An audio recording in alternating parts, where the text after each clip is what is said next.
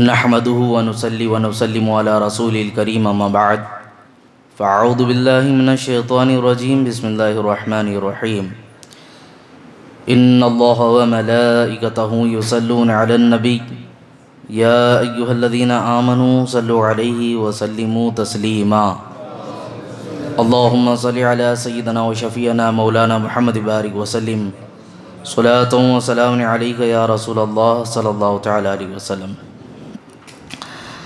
بسم الله الرحمن الرحيم اذ تستغيثون ربكم فاستجاب لكم انی ممدکم بألف من الملائکة مردفین وما جعله الله الا بشرى ولتطمئن به قلوبكم وما النصر الا من عند الله ان اللہ عزیز حکیم۔ یاد کرو جب تم اپنے رب سے فریاد کرتے تھے تو اس نے تمہاری فریاد قبول کی، کہ میں 1000 لگاتار آنے والے فرشتوں کے ساتھ تمہاری مدد کرنے والا ہوں، اور اللہ تعالیٰ نے اس کو خوشخبری کے لیے ہی بنایا اور اس لیے کہ تمہارے دل مطمئن ہو جائیں، اور مدد صرف اللہ ہی کی طرف سے ہوتی ہے، بے شک اللہ غالب حکمت والا ہے۔ آج کا دن بڑا عظیم دن ہے، تاریخ کا وہ دن کہ جسے یوم الفرقان بھی کہا جاتا ہے۔ حق اور باطل کے درمیان ایک خط امتیاز ہوا، اور اللہ رب العزت نے مسلمانوں کو وہ فتح یابی عطا فرمائی کہ جس کے بعد کافروں پر اسلام کا غلبہ ہوا اور اسلام کا رعب بھی طاری ہوا۔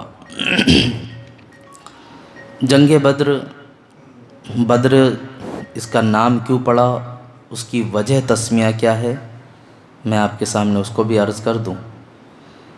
جس جگہ پر رسول پاک صلی اللہ علیہ وسلم جس میدان میں حاضر ہوئے تھے اور کافر جہاں پہلے سے ہی پڑاؤ کیے ہوئے تھے، اس جگہ کا نام بدر ہے۔ بدر ایک انسان کا نام ہے، اور ایک روایت میں یہ بھی کہا گیا کہ اس جگہ پر ایک کنواں ہے، اس کنویں کا نام بھی بدر ہے۔ اس وجہ سے جس جگہ پر یہ جنگ کی گئی اس جگہ کی مناسبت سے کہا گیا کہ جنگ بدر، یعنی بدر میں ہونے والی جنگ، اس جنگ کا نام جنگ بدر رکھا گیا۔ جنگ ہونے کی وجہ بڑی تفصیلات ہے، مختصر کیونکہ تلاوت بھی کرنی ہے ناموں کی۔ یہ کہنا چاہوں گا کہ مسلمانوں کی جانب سے یہاں پہل نہیں تھی۔ کوئی بھی جنگ اگر آپ اٹھا کر دیکھیں گے تو رسول پاک صلی اللہ علیہ وسلم نے اکثر و بیشتر ڈیفنس کے اعتبار سے اپنے فوج کو لے کر حاضر ہوئے، کیونکہ اس جنگ کا بھی دیکھیں گے آپ تو بتایا جاتا ہے کہ جنگ بدر مدینہ منورہ سے بہت زیادہ دوری پر نہیں ہے، تقریباً 5 سے یا کچھ کلومیٹر جو بھی ہوگا۔ تو کافر وہاں سے نزدیک آئے ہیں تو پتہ چلا وہ حملہ کرنے والے تھے، اور ہوا بھی یہی تھا۔ نبی پاک صلی اللہ علیہ وسلم کے پاس ایک مخبر آئے، اور آنے کے بعد انہوں نے کہا یا رسول اللہ، کافر 1000 کا لشکر لے کر ہم پر حملہ آور ہونے والے ہیں مدینہ منورہ پر۔ حضور صلی اللہ علیہ وسلم جب اتنا سنا کہا انہیں مدینہ میں داخل مت ہونے دو، کیونکہ اگر یہ مدینہ میں آئیں گے تو ان کی وجہ سے بڑا فتنہ فساد ہو جائے گا، مدینہ کی بستیوں کو تباہ و برباد کریں گے، گھروں کو یہ منہدم کریں گے، بہتر ہے ہم مدینہ سے باہر نکل کر ان کا ڈیفنس کریں۔ اب اس وقت حالات ایسے کہ رسول پاک صلی اللہ علیہ وسلم نے جنگ بدر میں جو صحابہ کرام کو اکٹھا کیا لے جانے کے لیے، تو تعداد تو عام طور پر جو مشہور و معروف ہے اس تعداد کو 313 کہا گیا، لیکن اس میں روایتیں الگ الگ بھی ہیں، 313 بھی ہے، 314 بھی، 315 بھی، 319 بھی، 360 بھی، اتنی روایتیں اس میں ہیں۔ اب یہ جو اس میں کم و بیشی ہوئی ہے، ہو سکتا ہے اس کی الگ الگ شکیں ہوں کہ اس میں شریک ہونے والے بچوں کو شمار نہ کیا گیا ہو، یا جنگ میں جتنے لوگوں نے اپنے آپ کا حصہ لیا ہو سکتا ہے ان کا شمار کیا گیا ہے۔ تو اس لیے کیونکہ آپ دیکھیں اس میں بڑے بڑے اجلاء کرام، صحابہ کرام بھی ہیں، اور کچھ ایسے لوگ بھی ہیں کہ جو شریک نہیں ہوئے تھے، لیکن رسول پاک صلی اللہ علیہ وسلم نے ان کو اصحاب بدر میں شمار فرمایا، جیسے حضرت عثمان غنی رضی اللہ عنہ، ان کی زندگی، حضرت ابو بکر، حضرت عمر، حضرت علی یہ بھی موجود تھے، حضرت عثمان بھی تیار تھے۔ اس وقت حضرت رقیہ رضی اللہ عنہا جو آپ کی زوجہ مبارکہ تھیں، ان کی طبیعت سخت علیل تھی۔ رسول پاک صلی اللہ علیہ وسلم نے کہا اے عثمان تم گھر پہ ہی ٹھہرو، رقیہ کی تیمارداری کرو، ان کی عیادت کرو۔ جنگ یہاں پر فرض ہے، لیکن اہمیت دیکھیں کہ اہل خانہ کی طبیعت خراب تھی، رسول پاک صلی اللہ علیہ وسلم نے بیوی کی عیادت کے لیے شوہر کو بھیج دیا، کیونکہ وہاں کوئی اور نہیں تھا۔ عزیزان ملت اسلامیہ، یہاں پہ شریعت یہ بھی اہمیت دکھاتی ہے کہ اپنی گھر کے اپنے اہل و عیال کی خیال بھی کس طرح رکھنا چاہیے۔ خیر، رسول پاک صلی اللہ علیہ وسلم کی جانثار صحابی جمع ہو گئے۔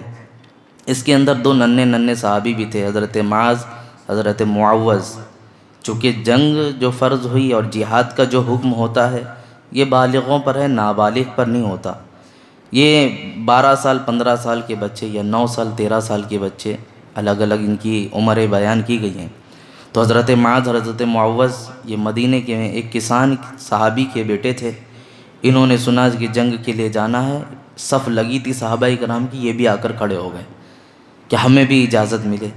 رسول پاک صلی اللہ علیہ وسلم آئے، آپ نے فرمایا تم لوگ بہت چھوٹے ہو، تم ابھی بڑے نہیں ہو، بڑے ہو جانا تو جنگ میں جانا۔ چھوٹے کا مطلب ان لوگوں نے یہ سوچا کہ شاید ہماری ہائٹ ان تک نہیں پہنچتی، تو اب ان میں سے ایک بھائی نے کہا تو میرے کندھے پر چڑھ جا، اور اپنے کندھے پر بٹھا لیا، اور اس کے بعد کہا یا رسول اللہ دیکھو ہم ان کے برابر ہو گئے ہیں، ہم ان کے برابر ہو گئے ہیں، اب ہم چھوٹے نہیں ہیں۔ حضور صلی اللہ علیہ وسلم نے ان کی یہ فرط محبت کو دیکھا اور یہ جذبہ ایمانی کو دیکھا، ان کو بھی اجازت دے دی کہ تم بھی چلو جنگ میں۔ جب مدینے سے یہ قافلہ نکل رہا تھا تو اب وہاں پر کچھ یہودیوں کا، چونکہ مسلسل آپ کا تذکرہ جو تفاسیر میں یہودیوں کے بارے میں ہوا، تو یہودی اور منافقین یہ دو ایسے گروہ ہیں کہ جن کو دیکھ کر رسول پاک صلی اللہ علیہ وسلم کو اس بات کا اندیشہ ہوا کہ یہ کفار سے زیادہ خطرناک ہے اور یہ بھی مدینے پہ حملہ کر سکتے ہیں۔ تو آپ نے اپنے گروہ میں سے حضرت ابو لبابہ ایک صحابی ہیں، ان کو کہا کہ تم مدینے کے اوپر نگراں بن کر رہو، تاکہ یہ اگر منافقین حملہ کرنے والے رہیں تو تم ان کا ڈیفنس کر سکو۔ اس طرح 2-3 جگہ پر صحابہ کرام کو بھی رسول پاک صلی اللہ علیہ وسلم نے مدینے کے ارد گرد بھیجا۔ اب جب مدینے سے باہر نکلنے لگے تو یہودی کہتے ہیں کہ تم جنگ کے لیے جا رہے ہو، ہم نے سنا وہاں پر بڑی تعداد میں لوگ اسلحہ لیس ہیں، بڑے بڑے سپاہی ہیں ان کے پاس، تمہارے پاس کیا ہے؟ جنگ میں جا تو رہے ہیں لیکن سوچیں ذرا کیا تھے رسول پاک صلی اللہ علیہ وسلم کے پاس؟ کوئی اسلحہ نہیں تھا، جو تلواریں تھیں وہ بھی مردھار تھیں، یعنی اس کے اندر کوئی دھار نہیں تھی۔ یہاں تک کہا جاتا ہے سبزیاں کاٹی جائیں، کوئی چیز کاٹی جائے تو کٹتا نہیں تھا، اتنی مردار تھی وہ، اس کے اندر کوئی دھار ہی نہیں تھا۔ اور 70 اونٹ تھے، اور کچھ جگہ پہ کہا گیا 1 گھوڑا، کچھ جگہ پہ کہا گیا 4 گھوڑے، اتنے 313 کو بھی لیا جائے تو 70 اونٹ، 1 گھوڑا یا 4 گھوڑا، کون بیٹھ رہا ہوتا ہے اور کون پیدل چل رہا ہوتا ہے، ذرا سوچیں۔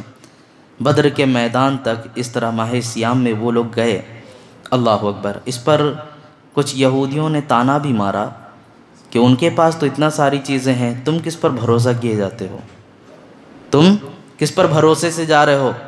تب ایک صحابی نے کہا نہ تیغ پر، نہ تلوار پر، نہ چھری، نہ بھالے پر، ہمارا سارا بھروسہ ہے تو سامنے کملی والے پر۔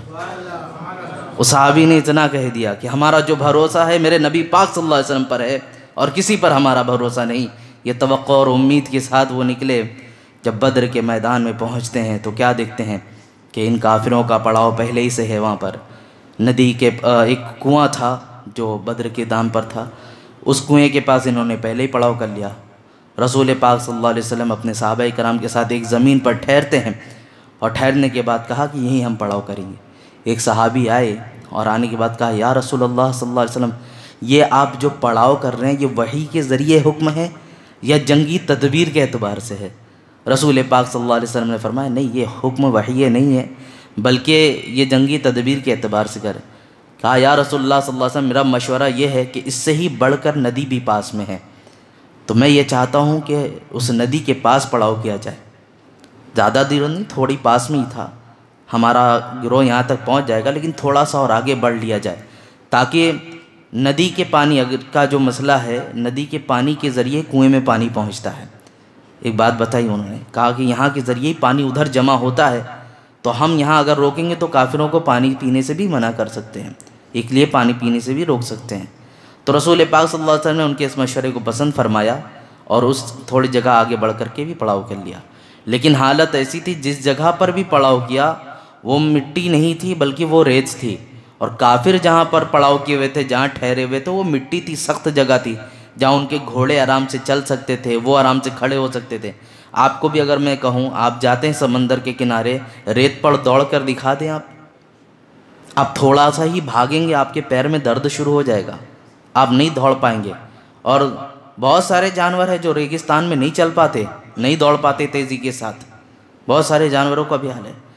تو بات یہ عرض کرنی ہے آپ کے سامنے کہ رسول اللہ صلی اللہ علیہ وسلم نے جب یہ سارے معاملات کو دیکھے اور صحابہ کرام نے دیکھا کہ ریگستان میں ٹھہرے، تھوڑا سا دل ان کا کبیدہ خاطر ہوا، تھوڑا سا، کہ کافروں کے پاس لشکر بھی ہزاروں کا ہے، ساری چیزیں ہیں، ان کی زمین بھی جو ہے مضبوط ہے، مٹی کی ہے، ہماری زمین جو ہے وہ ریگستان کی ہے۔ ان سب چیزوں کو دیکھ کر کے، سارے معاملات کو دیکھ رہے تھے کہ اب اتنے میں کافروں نے کہا لنا عزا ولکم ولا عزا لکم، کہ ہمارے لیے تو عزا ہے، تمہارے لیے تو عزا نہیں ہے۔ یعنی ہمارا جو خدا ہے آج عزا ہے، لات و عزا منات یہ کافروں کے جو دیوی دیوتاؤں تھے ان کے نام تھے۔ تو لنا عزا کہتے ہیں ہمارے لیے تو عزا بھی ہے، آج سپاہی بھی ہمارے ہیں، سپہ سالاری بھی ہے، لوگوں کے ساتھ اسلحے بھی ہیں، وہ 1000 کے ساتھ پورے جانور بھی تھے، ہتھیار بھی تھے، سب تھا۔ یہاں 313 ہیں، صرف 70 اونٹ اور 1 گھوڑا یا 4 گھوڑے، اور کچھ تلواریں، وہ بھی اس میں دھار بھی نہیں۔ جاتے جاتے صحابہ کرام نے کھجوروں کے کچھ چھالوں کو توڑ لیا تھا کہ اس سے لڑائی کریں گے۔ کچھ سوچنے والی بات ہے، جنگ کس طرح ہونے جا رہی ہے، کس پیمانے، کس ہمت کے ساتھ جا رہے ہیں۔ یہ ساری چیزیں جب دیکھی اور کافروں کی طرف سے یہ حکم ہوا، کافر نے کہا لنا عزا ولا عزا لکم، ہمارے لیے تو عزا ہے، تمہارے لیے عزا نہیں۔ حضور صلی اللہ علیہ وسلم نے حضرت علی کو کہا تم بھی جاؤ، پہاڑ پہ کھڑے ہو جاؤ، اس چٹان پہ کھڑے، اور تم بھی کہو اللہ مولانا ولا مولا لکم، اللہ ہمارا مددگار ہے، تمہارا مددگار کوئی نہیں ہے۔ حضرت علی نے بھی یہ صدا لگائی۔ اب رسول پاک صلی اللہ علیہ وسلم، ادھر کافروں کا حال ایسا ان کا پڑاؤ پڑا ہے، اور یہ کباب میں شباب میں مست تھے، اونٹ ان کے یہاں ذبح کیا جا رہا تھا، رات رات بھر یہ شعر و شاعری کر رہے تھے، رقص کر رہے تھے، ڈانس کر رہے تھے، اور یہ کہہ رہے تھے کل تو فتح یابی ہماری ہے۔ اور ان کے درمیان ایک اور عمیر نام کا ایک شخص تھا، اس کو بھیجا کہ جا کر دیکھ کر کے آؤ ان کی تیاریاں کیا کیا ہیں۔ وہ گیا، جائزہ لے کر کے آیا، کہا کچھ نہیں، بس اتنے لوگ ہیں کہ 3 اونٹ ہی کھا سکتے ہیں، یعنی 100 لوگ 1 اونٹ کھا سکتے، تو ایک تعداد بتانے کے لیے کتنے لوگ ہیں کہ 3 اونٹ کھا سکتے ہیں، بس اور کچھ بھی نہیں، چند گھوڑے ہیں، یہ ساری چیزیں۔ تو اس نے کہا، ابو جہل نے عمیر کی یہ بات سن کر کے، رسیاں جمع کر لو، کل ان کے افراد کو اونٹ میں باندھ کر کے، اونٹ کے پیچھے باندھ کر کے لے جائیں گے، اور خانہ کعبہ میں ان لوگوں کو ہم نچائیں گے اور وہاں سزائیں دیں گے۔ یہ الگ الگ ترتیبیں تھیں۔ جب عمیر نے یہ بات سنی تو عمیر نے کہا اتنا بھی زیادہ غرور گھمنڈ مت کرو، کیونکہ تمہارے پاس تو اسلحے ہیں، ساری چیز ہیں، ان کے پاس کچھ نہ ہوتے ہوئے بھی ان کے چہرے پہ کچھ خوف نظر نہیں آیا، ان کے چہرے پہ کچھ بھی خوف نہیں نظر آیا۔ اور ایک بات یاد رکھنا، میں مشورتاً کہتا ہوں، جنگ کرنے کے لیے تو تم آگے ہو، اگر تمہیں مناسب لگتا ہے تو رات ہو گئی ہے، یہاں سے نکل لو۔ یہ عمیر پہلے ہی سے مشورہ دے رہا ہے کہ تمہیں اگر مناسب لگے تو تم نکل لو، کیونکہ یہ وہ لوگ ہیں جو رسول پاک صلی اللہ علیہ وسلم سے جسم سے گرنے والے پانی کو زمین پر نہیں گرنے دیتے، تو ان کے خون کو زمین پر کیسے بہنے دیں گے۔ یہ ساری باتوں کو جذبات بھرے سنیں، تو بہر کے بات چیت ہوتی رہی ان کی۔ رسول پاک صلی اللہ علیہ وسلم نے بھی سارا معاملہ دیکھا، اور یہ دیکھا کہ صحابہ کرام کے درمیان تھوڑی سی گفتگو بھی چل رہی تھی، اور کچھ مہاجر جو صحابی تھے، مہاجر جو کعبہ مطلب مکہ شریف سے مدینہ آئے تھے ہجرت کر کے، تو وہ کہنے لگے مہاجر صحابی کہ ہمارے درمیان جو انصار آئے ہیں، پتہ نہیں یہ مطلب جنگ میں آگے بڑھیں گے کہ نہیں، آ تو گئے ہیں ساتھ میں۔ ان کے درمیان چیمی گوئیاں چل رہی تھی انصاری صحابی کو لے کر۔ رسول پاک صلی اللہ علیہ وسلم نے اس چیز کو محسوس کیا، اور محسوس کرنے کے بعد حضور صلی اللہ علیہ وسلم نے رات میں ہی ان سب کو جمع فرمایا اور ایک مشورتی میٹنگ لی، جس میں انصار صحابی کو کھڑا کیا، انصار صحابی جو مدینے کے رہنے والے تھے، اور کھڑا کرنے کے بعد ہر ایک سے پوچھنا شروع کیا کہ جنگ کو لے کر تمہارا میرا مشورہ ہے، کیا کہتے ہو، کیا معاملات ہیں تمہارے۔ تو اس میں سے ایک صحابی تھے حضرت مقداد بن اسود رضی اللہ عنہ، وہ کہتے ہیں یا رسول اللہ صلی اللہ علیہ وسلم، ہم موسیٰ علیہ السلام کی قوم نہیں ہیں کہ جس طرح موسیٰ علیہ السلام کو حکم ہوا تھا کہ جاؤ قوم جبارین سے تم جنگ کرو، تو انہوں نے کہا تھا تم لڑو، تمہارا رب لڑے، ہم بیٹھ کر دیکھیں گے جنگ کو۔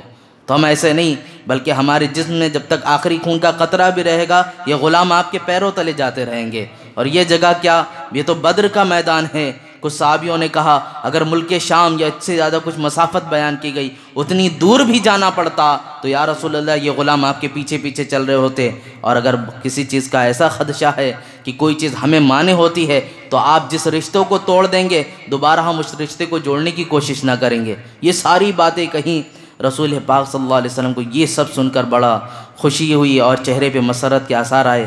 اب حضور صلی اللہ علیہ وسلم اپنے حجرے میں جاتے ہیں، حجرِ عریش، یعنی جہاں پر رسول پاک صلی اللہ علیہ وسلم ٹھہرے ہوئے تھے، جہاں پر آپ کا پنڈال لگا ہوا تھا، اس جگہ گئے، اور جانے کے بعد اب رسول پاک صلی اللہ علیہ وسلم سجدے میں جاتے ہیں، اور سجدے میں رو رو کر اللہ رب العزت کی بارگاہ میں دعا کر رہے ہوتے ہیں۔ دعا کیا ہے؟ دعا کیا ہے؟ اللہ کی بارگاہ میں دعا کرتے اللہم لا تہلک ہذہ اصحابی، اے اللہ میرے ان اصحاب کو تو ہلاک مت فرما۔ یہ اس لیے نہیں بول رہے ہیں کہ ڈر گئے یا کوئی چیز، بلکہ یہ اس لیے بول رہے تھے کیونکہ آنے والا جو جملہ ہے وہ بڑا ہی ناز بندگی کے ساتھ بولا جا رہا ہے۔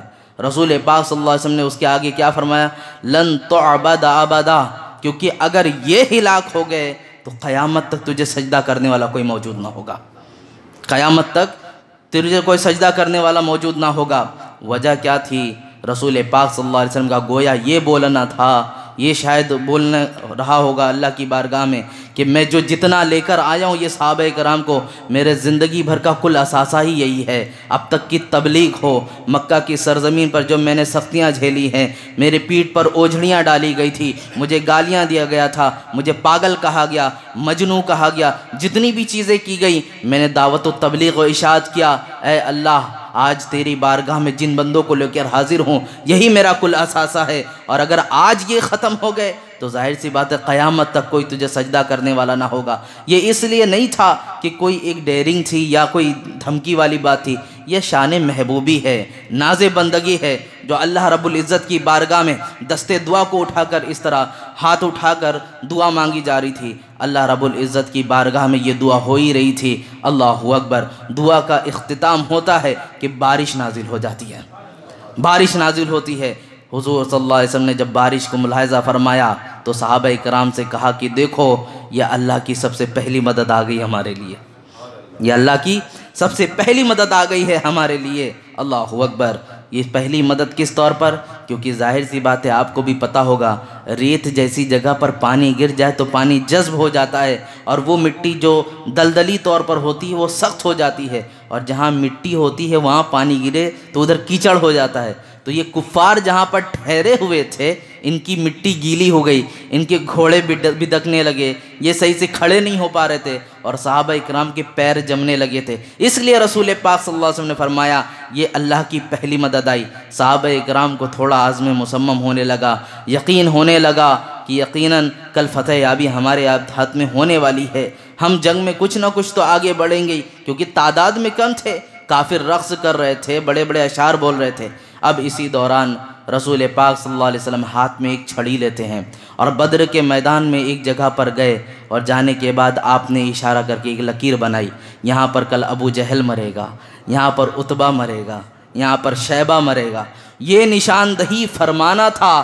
صحابہ کرام نے کہا کہ جنگ جیتے نہ جیتے لیکن یہ بات تو فائنل ہے، بالکل پکی ہے کہ کل ابو جہل مرنے والا ہے، کل ابو جہل مرنے والا ہے۔ رسول پاک صلی اللہ علیہ وسلم جب یہ ساری نشاندہی فرمائی، صحابہ کرام فرماتے یہ ہمارے لیے دوسری نشانی تھی کہ حضور صلی اللہ علیہ وسلم نے نشاندہی فرما دی۔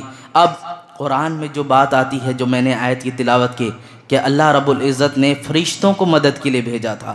رسول پاک صلی اللہ علیہ وسلم جنگ کا معاملہ جب شروع ہوتا ہے، جنگ کے میدان میں اترتے ہیں، تو اب بہت سارے صحابی کرام ہیں، اس میں شہید بھی ہوئے صحابہ کرام۔ میں اب مختصر اتنا عرض کرنا چاہوں گا کہ اجلہ صحابہ میں سے 3 لوگوں کو جو پیش کیا گیا ان میں حضرت علی رضی اللہ عنہ تھے۔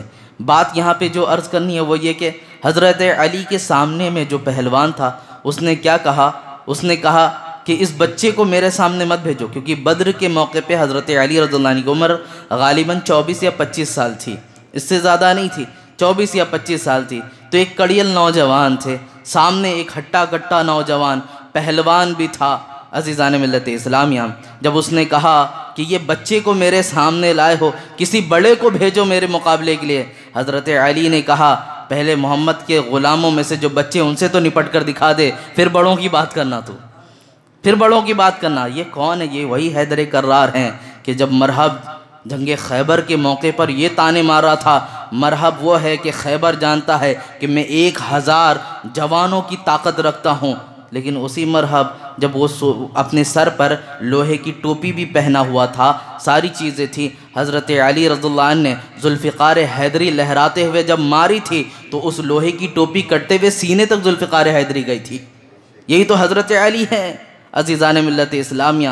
تو یہ بات کی بات اس نے کہی، حضرت علی نے اسے بھی جہنم رسید کر دیا۔ بہت سارے معاملات ہوتے رہے۔ اسی دوران میں آپ کو بتاتا ہوں کہ حضرت بلال رضی اللہ عنہ کو ایک صحابی تھے، وہ امیہ کے ساتھ جنگ کر رہے تھے۔ یہ امیہ کون تھا؟ حضرت بلال رضی اللہ عنہ کا جو آقا تھا، جو آپ کو قید و بند میں رکھتا تھا، اتنی سختیاں کرتا تھا آپ پر کہ ڈرم میں بند کر کے دھوپ میں رکھ دینا، پیٹھ پہ سل باندھ کر کے آگ کی نیچے لٹا دینا، آپ کو ریت میں گھسیٹنا، بہت زیادہ ظلم و ستم کیا کرتا، یہاں تک کہ تپتی ہوئی ریت میں لٹا لٹا کر آپ کی پیٹھ کی پوری چربی اور گوشت گل گیا تھا، ہڈی نظر آنے لگی تھی، اتنی ہی سختی کیا تھا۔ امیہ جب مرنے کے قریب آیا تو رسول پاک صلی اللہ علیہ وسلم نے اشارہ کر کے فرمایا رک جاؤ، حضرت بلال کو بلاؤ۔ حضرت بلال آتے ہیں اور آنے کے بعد کہا اے بلال، بہت تکلیف پہنچایا تھا اس نے تجھے، آج تو اس سے اپنا حساب برابر کر لے۔ حضرت بلال آتے ہیں۔ اب یہاں پر دیکھیں رسول پاک صلی اللہ علیہ وسلم نے اتھارٹی دی، مارنا ہے ساری چیزیں، لیکن حضرت بلال کا جملہ آپ کے سامنے پیش کرنا چاہتا ہوں۔ یہ بول کر نہیں مارا کہ بہت ستایا تھا مجھے، بہت تکلیف دیا تھا مجھے، بہت گالیاں دی تھی مجھے، یہ نہیں کہا، بلکہ کیا کہتے ہیں اللہ اور رسول کا دشمن ہے اس لیے تجھے قتل کرتا ہوں، اس لیے تجھے قتل کرتا ہوں۔ عزیزان ملت اسلامیہ، اپنی نفس کی پیروی نہیں کی یہاں پر کہ تو نے مجھے تکلیف پہنچائی تھی اس لیے تجھے مار رہا ہوں، بلکہ کیا وجہ بتائی کہ تو اللہ اور اس کے رسول کا دشمن ہے اس لیے تجھے قتل کیا جا رہا ہے۔ عزیزان ملت اسلامیہ، یہ سارے معاملات کو دیکھیں۔ جنگ بدر کے میدان میں حضرت علی ایک بات اور کہتے ہیں، حضور صلی اللہ علیہ وسلم نے صرف دعاؤں کے ذریعے ہی مدد کا معاملہ نہیں کیا تھا، بلکہ دعا کرتے رہے، سجدے میں گرتے رہے۔ حضرت علی کہتے ہیں میں جب جنگ کے لیے اندر گیا، سامنے سے کافر آتے تھے، میں لڑتا تھا، واپس آ کر دیکھتا رسول پاک صلی اللہ علیہ وسلم ابھی بھی سجدے میں ہیں، سجدے میں یا حیو یا قیوم برحمتک یا استغیث، یہ ساری صدائیں لگ رہے ہیں، اے حی اے قیوم تو ہماری مدد فرما۔ اللہ کی بارگاہ میں سجدے میں سر رکھ رکھ کے یہ دعا کرتے رہ رہے ہیں۔ صحابہ کرام میں سے حضرت علی فرماتے ہیں جنگ چالو ہے، میں دوسری بار پھر تھوڑی دیر کے بعد آیا تو دیکھا اللہ کے رسول صلی اللہ علیہ وسلم ابھی بھی سجدے میں سر رکھ کر یہ دعا کر رہے ہیں۔ تیسری بار میں دیکھتا ہوں اب یہ آمینہ کا لال سب سے آگے آگے چل رہا ہے اور کافروں سے ایسی جنگ کر رہا ہے کہ ان کی کھوپڑیاں اڑتی ہوئی نظر آ رہی ہے۔ یہ صرف دعا نہیں تھی، یہاں حکمت بیان کی جاتی ہے کہ اللہ رب العزت کی مدد مانگنا ہے، پہلے سجدے میں سر رکھو، اپنے سر کو جھکا لو، اللہ کے سپرد ہو جاؤ، پھر اللہ کی مدد تمہارے لیے آئے گی، اور مدد یہی ہو رہی تھی۔ حضرت عمر کہتے ہیں ہم کافروں کے آگے آگے جانے کی کوشش کرتے تھے، کافر اور آگے آگے بھاگتے جاتے تھے، پھر بعد میں ہم نے دیکھا کچھ نورانی مخلوق اتری ہوئی ہے، کچھ نوری مخلوق اتری ہوئی ہے، اور حالت ایسی بجلی سے ایسی کوئی چیز گرتی تھی جو ان کے ناک کو کاٹ دیتی تھی اور ان کی کھوپڑیاں اڑتی ہوئی نظر آتی تھی۔ صحابہ کرام نے پوچھا یہ کیا ہے؟ کہا یہ فرشتے ہیں جو تمہاری مدد کے لیے آئے ہوئے ہیں، یہ فرشتے ہیں جو تمہاری مدد کے لیے اترے ہوئے۔ کتنے فرشتے ہیں؟ پہلے 1000 آئے، پھر 3000 آئے، پھر 5000 بھیجے گئے فرشتے۔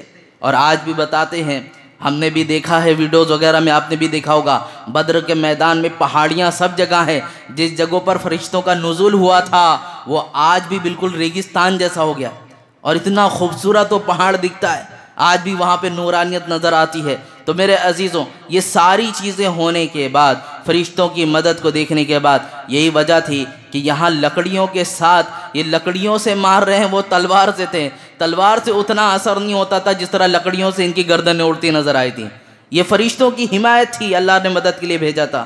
کچھ لوگوں کا یہ بھی کہنا تھا کہ آپ اگر یہاں پر غور کریں کہ پچھلی قوموں پر جب عذاب آیا تو ایک ہی فرشتے کو اللہ تعالیٰ بھیجتا تھا اور پوری قوم کو تباہ کر دیا جاتا تھا، ایک ہی فرشتہ ہوتا تھا، بستی کو اٹھا کر پلٹ دیتا تھا۔ لیکن یہاں پر 8,000 فرشتوں کو بھیجا گیا، وجہ کیا تھی؟ کیا بہت سخت کافر تھے؟ نہیں، بلکہ وجہ یہ تھی عظمت رسول دکھانا تھا، شان رسول دکھانا تھا، رسول پاک صلی اللہ علیہ وسلم کی عظمت کو ظاہر کرنا تھا، اس لیے 8000 فرشتوں کا لشکر بھیجا گیا۔ میرے عزیزوں، اب بات آتی ہے ابو جہل کی، اس کی بھی سن لو۔ یہ کہانی اس لیے سناتے ہیں، یہ داستان، یہ واقعات اس لیے سناتے ہیں کہ اپنے بچوں کے درمیان اس ایمان کو پکا کرو اور رسول پاک صلی اللہ علیہ وسلم کی محبت کو اپنے دلوں میں اچھی طرح بسا لو۔ اور کوئی بھی شخص اگر رسول پاک صلی اللہ علیہ وسلم کے بارے میں زبان کو دراز کرے، اپنی جان کی پرواہ نہ کرنا بلکہ اس زبان کو کھینچ لینا، کیونکہ جان ہے تو جہان ہے، جان ہے تو جہان ہے، جان نہیں تو جہان نہیں، سیدھی بات ہے۔ اب میں بات آپ کے سامنے پیش کرتا ہوں حضرت معاذ، حضرت معوذ جو ننھے صحابی تھے۔ میں نے پہلے ہی آپ کے سامنے عرض کیا، انہوں نے جانے کا بہانہ تلاش کیا تھا کہ کیسے کیسے پہنچ جاؤں۔ یہ ایک صحابی ہیں حضرت عبد الرحمن بن عوف، ان کے پاس گئے، کہا چچا جان ہم مدینے کے رہنے والے ہیں اور ہم نے سنا ہے کہ ابو جہل ایک شخص ہے جو حضور صلی اللہ علیہ وسلم کو گالیاں دیتا ہے، وہ کہاں ملے گا؟ کہا تم کیا کرو گے اس کے ساتھ؟ کہا ہم اس سے بدلہ لیں گے، اس نے میرے آقا کو گالیاں دی ہے، میرے آقا کو نازیبہ کلمات کہے۔ اتنی گفتگو آپس میں چل ہی رہی تھی، ابو جہل اپنے گھوڑے پر بیٹھ کر جا رہا تھا۔ کہا اے میرے بیٹوں، جس شخص کے بارے میں تم پوچھ رہے ہو، دیکھو ابو جہل وہ سامنے گھوڑے سے جا رہا۔ اتنا سننا تھا، چیل کی طرح بجلی کی طور پر وہ فوراً وہاں پہنچ گئے۔ چھوٹا بھائی گھوڑے کے پیر پر تلوار مارتا ہے، ابو جہل دم بزدن نیچے گرا، بڑا بھائی سینے پہ چڑھ کر بیٹھ گیا، چھوٹے بھائی نے ہاتھ کو پکڑ لیا اور پھر ہاتھ کو پکڑنے کے بعد کہا اب بتا تیرا کیا خیال ہے، اب بتا تیرا کیا خیال ہے۔ عزیزان ملت اسلامیہ، اسی لیے لوگوں نے کہا نا، لوگوں نے اگر جہل کو مارا ہے، جہالت کو ختم کیا ہے، تو ان بچوں نے ابو جہل کو مارا ہے۔ اس کے بعد جیسے ہی اس کی گردن کو کاٹنا تھا، اللہ اکبر، پورے کافروں میں ہلہ مچ گیا، ابو جہل کو مار دیا گیا ہے، ابو جہل کو قتل کر دیا گیا ہے۔ ان بچوں پر کافروں نے ٹوٹ پڑے اور ٹوٹ پڑنے کے بعد ان سے جنگ کرنا شروع کر دیا۔ ایک بھائی حضرت معوذ یا حضرت معاذ کے بارے میں ہے، ان کے مونڈھے پہ ایسی تلوار ماری گئی کہ سیدھا ہاتھ کٹ کر زمین پر لٹکنے لگا، صرف چمڑی سے لگا ہوا تھا۔ اب دوسرے ہاتھ میں تلوار اٹھائی، لڑنے کے لیے آگے بڑھ رہے ہیں تو ہاتھ بار بار آگے آ جا رہا ہے، جیسے پھر تلوار مارنے کی کوشش کریں، ہاتھ پھر آگے آ گیا۔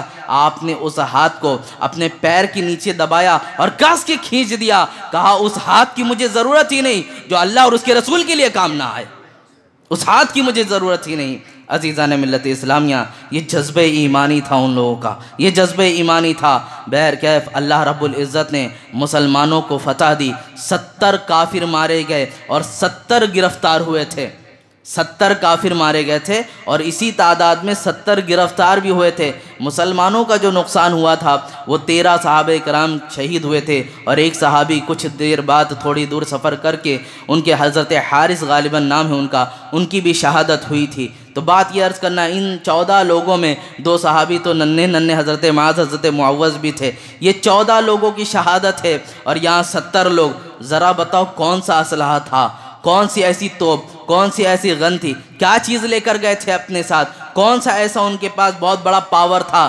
تھی تو ایک ہی چیز تھی، وہ رسول پاک صلی اللہ علیہ وسلم کی محبت تھی، اللہ پر بھروسہ تھا، یہ ساری چیزیں تھیں میرے عزیزوں۔ بعد اس کے میں آپ کو بتاؤں، جب جنگ ہو گئی، ساری چیزیں ہونے کے بعد اب صحابہ کرام فرماتے ہیں ہم جنگ کے میدان میں گئے تو ہم ابو جہل کو ڈھونڈ رہے تھے، ابو جہل کہاں ہیں؟ ابو جہل کو جب ہم نے دیکھا تو رات میں جہاں جہاں رسول پاک صلی اللہ علیہ وسلم نے دائرہ بنایا تھا کہ یہاں ابو جہل مرے گا، یہاں عتبہ مرے گا، یہاں شیبہ مرے گا، ہم نے اس لکیروں کے پاس جا کر دیکھا، بال برابر بھی ایسا نہیں تھا کہ ابو جہل اس سے باہر ہو۔ جہاں میرے رسول پاک صلی اللہ علیہ وسلم نے نشاندہی فرمائی تھی اسی جگہوں پر ان کو قتل کیا گیا تھا، وہی جگہ پر یہ مارے گئے تھے۔ اب بھی لوگ کہتے ہیں کہ رسول پاک صلی اللہ علیہ وسلم کو علم غیب نہیں، اب بھی کہتے ہیں لوگ۔ مجھے بتاؤ جنگ بدر کا نقشہ کس نے کھینچا تھا؟ ایک رات پہلے ہی کس نے یہ سارے معاملات بتا دیے تھے؟ اسی لیے کہتے ہیں ہم، اور کوئی غیب کیا تم سے نہا ہو بھلا، جب نہ خدا ہی چھپا تم پہ کروڑوں درود۔ بریلی کے تاجدار نے ہم سنیوں کو ایسے ہی عقیدہ نہیں دیا ہے، بلکہ رسول پاک صلی اللہ علیہ وسلم کو اللہ رب العزت نے وہ علم غیب دیا ہے، اسی لیے تو ہم ان کے نام پر یہ کلمہ پڑھ رہے ہوتے ہیں۔ عزیزان ملت اسلامیہ، اب رسول پاک صلی اللہ علیہ وسلم جنگ بدر کے میدان میں آتے ہیں اور کافروں کو ایک گڑھے میں لا کر ڈالا جاتا ہے۔ کافروں کو ایک گڑھے میں لا کر ڈال دیا گیا، ان کافروں کو ڈالنا تھا، سب کو ایک جگہ رکھ دیا گیا۔ رسول پاک صلی اللہ علیہ وسلم ان کافروں کے پاس چل کر آتے ہیں اور آنے کے بعد کہتے ہیں تم بہت کہتے تھے نا کہ ہمارے پاس عزا ہے، لات ہے، یہ سارے بھگوانوں کو، دیوتاؤں کو پوجا کرتے تھے، بلایا کرتے تھے، کہاں گئے تمہارے یہ دیوتا؟ کیوں نہیں آئے تمہاری مدد کے لیے؟ یقیناً ہمارا خدا حق ہے اور ہماری اس نے مدد فرمائی، تمہاری آج کوئی مدد نہیں کی گئی۔ یہ ساری باتیں ہو رہی تھی، صحابہ کرام نے کہا یا رسول اللہ یہ تو مر چکے ہیں، آپ ان سے بات کر رہے ہیں؟ یہ تو مر چکے ہیں، آپ ان سے بات کر رہے ہیں؟ رسول پاک صلی اللہ علیہ وسلم نے فرمایا یہ مرے ہیں لیکن یہ زندوں سے زیادہ ہماری باتوں کو سماعت کرتے ہیں۔ ایک حدیث میں رسول پاک صلی اللہ علیہ وسلم نے یہ بھی فرمایا جب ہم قبرستان میں جا رہے ہوتے ہیں تو مردے ہمارے چپلوں کی آواز کو بھی سماعت کرتے ہیں، اس کو بھی سنتے ہیں۔ تو ایک بات مجھے بتائیں، ایک کافر مرنے کے بعد جب ہماری باتوں کو سن سکتا ہے، کیا اولیاء اللہ کی بارگاہ میں ہم جائیں تو کیا وہ ہماری باتوں کو نہ سنیں گے؟ کیا وہ ہماری باتوں کو نہ سماعت کر رہے ہوں گے؟